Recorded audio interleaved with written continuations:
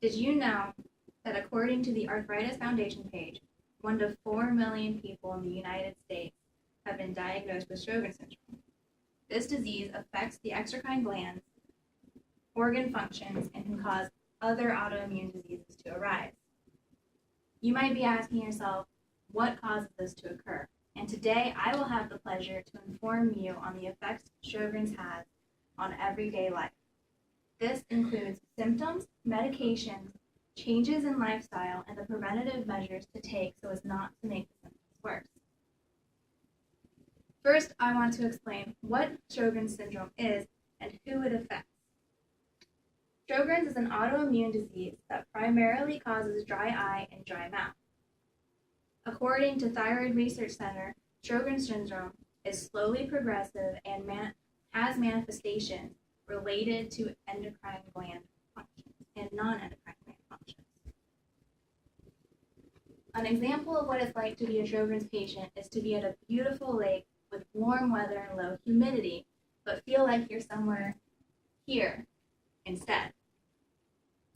Not only do all Sjogren's patients have dry eye and dry mouth, but those with severe Sjogren's have the possibility of it affecting their skin, gastrointestinal tract, central and peripheral nervous, and their kidneys.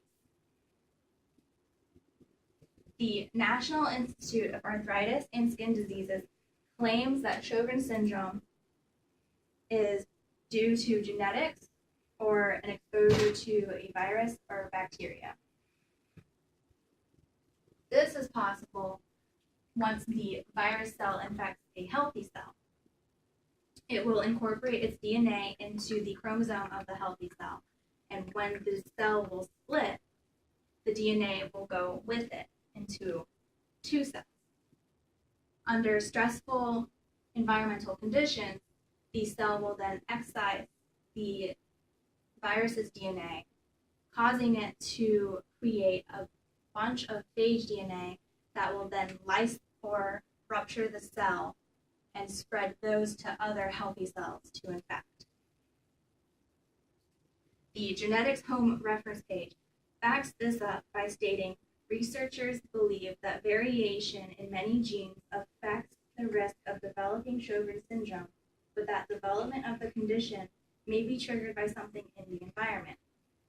Another reason that leads scientists to believe that Sjogren's is linked to genetics is that 90% of those diagnosed are women.